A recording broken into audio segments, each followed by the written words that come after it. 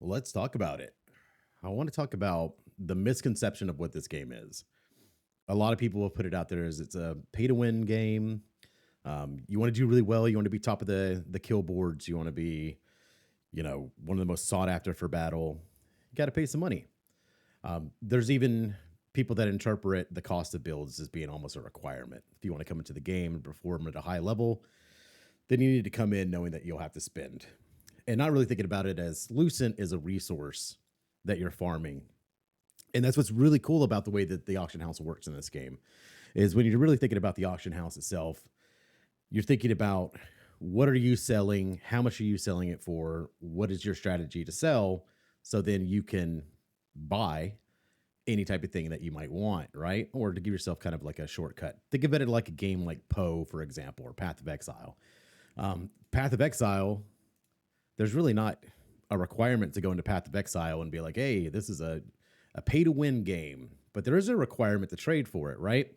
Any game that's going to have this scenario where you are going to have to run around, collect things, and hope that the thing that you collect is what you need for your class is going to mean that you're going to get a lot of stuff that's not for your class or not for your build or not what you want.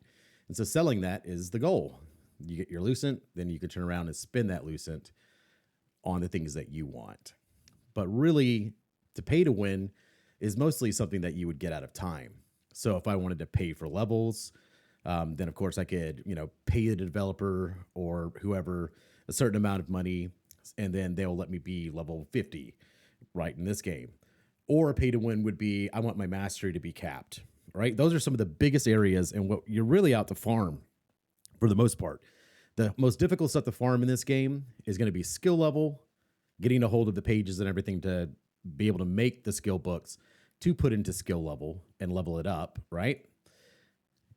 And the other thing, of course, is going to be mastery for your weapons. And these are huge for how your character plays overall.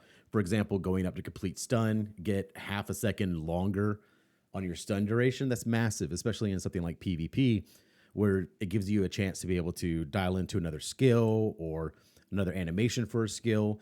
So pay to win really would be being able to buy these things, being able to buy these things. And then, of course, some would say, well, you do have battle passes, and that's in a way a pay to win. And that's true. I don't think that the battle passes are expensive at all. And that's because I'm not going to spend cash on them. I'm just simply going to sell stuff in the auction house to get a hold of Lucent, which allows me to get these bonuses, right? Some of the stuff that you're constantly trying to get in this game to grow, of course, is skill books and to put the traits in your gear without having to spend money, trait unlock stones, right? In opposition of actually going out and farming an additional piece. It's just, it feels like it's making a big difference whenever you buy something. Say, for example, you want a shield and you're like, I'm going to get the Nermis shield. Well, number one, it's already hard to get a hold of the Nermis shield. But then as you think about it, well, it's almost impossible to get three, and not just three. I need to get three that are the perfect stat that I want to be able to, or not stat, sorry, but trait. So I would be able to pull those exact traits out. But in reality, this thing has all the systems that are set up for you to be able to farm that up quite easily. So really, when you're buying gear off the auction house or coming in here and buying Lucent to spend on the auction house, all you're really doing is giving yourself not even really that much of a shortcut, because you're still going to go to the places to be able to grind that gear. Let's say, for example, one that is pretty popular. Let's just grab a popular piece of gear, or just a piece of gear. You want to get now you want to get the Shot Commander's Visor. Now, where this used to be more pay to win was you only got this off of a world boss. So it was rare to get in the first place, right? Just like all the world boss drops. But now we've seen that they've implemented a system that allows us to go in there and get it through our co-op dungeon. So we can actually go into our 2-star dungeon, find the one that drops helms, and now we know we've got a chance to be able to farm and get that helm. There is going to be time in there to get the helm, and you can't really think of it as, well, how many times did it take me to get the helm? It's how many times you got a chance to get training due, because this is really what you're after, right? As the game continues to progress to different tiers, to different equipment, to different stuff, you're still going to need this to continue to grow it. This character's not even has not even been around since the beginning of the game, but a pretty good long time. And you can see I'm at 13 out of 20 that you can go to right now. So I still have so much farming to go here.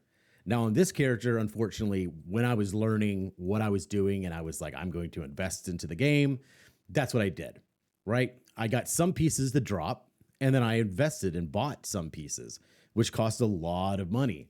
But now I have these pieces just by going to the bosses a second time or a third or fourth or 50th time. I get them in the drop boxes, which are available from the bosses, as well as I've had one just drop for me, right? But at the time, all my thought process was, just like many people who first started playing this game, was how fast do I get everything to be epic and the best epic that I possibly can, and then I'm good to go. And then phase two, everybody went, wow, I have all these epics, but my character sucks. That's because you didn't have the traits. And now you're finding everybody in the other end of that spectrum, which is, well, I've got all the gear that I want. What do I do next? And it's like, oh, these skills are impossible to level up.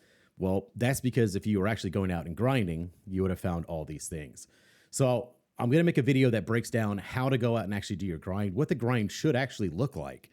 Not just going out, knocking them out so then the numbers aren't on your screen, but there's actually a specific way you should grind these numbers up here to give you the best chance to get the most important things in the entire game, which is growing your skill books. And so you can grow your skills to maximize them. And then also your mastery. Those are the things that are going to be part of your builds and your character builds all the way through the rest of the game, no matter what the rest of the tiers are. And they actually give you a huge impact on your overall damage. At first, I didn't even really pay much attention to it. And I started noticing that every time that I got a new one, man, it was a huge difference for me.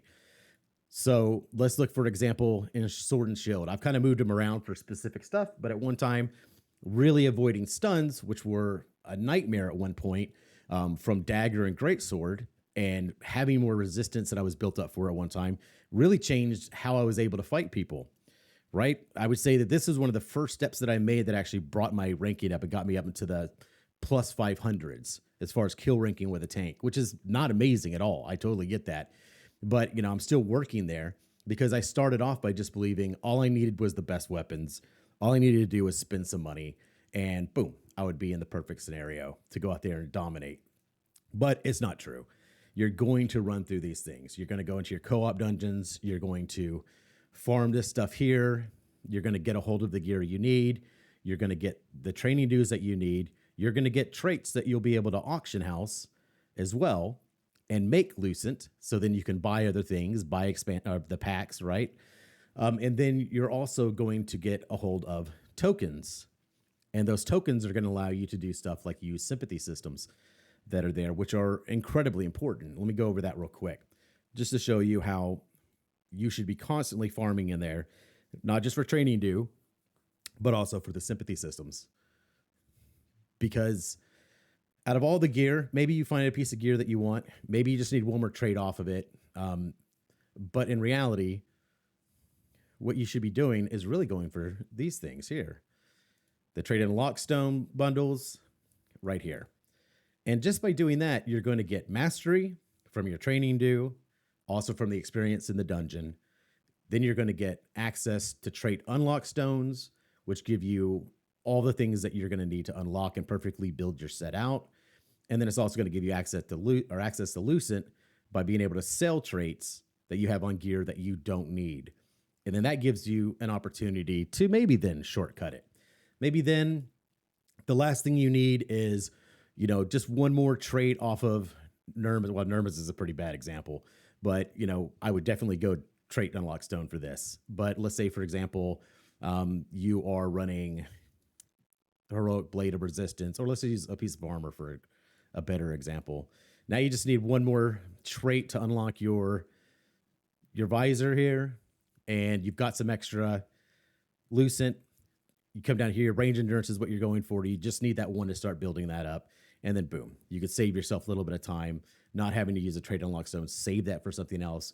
And that's where you're really going to come up with your game plan as far as what am I doing when it comes to my trait unlocks? What is the priority? What's the first things I should unlock? Because the reality is your long-term grind is not getting to level 50. Obviously, that's just a training class.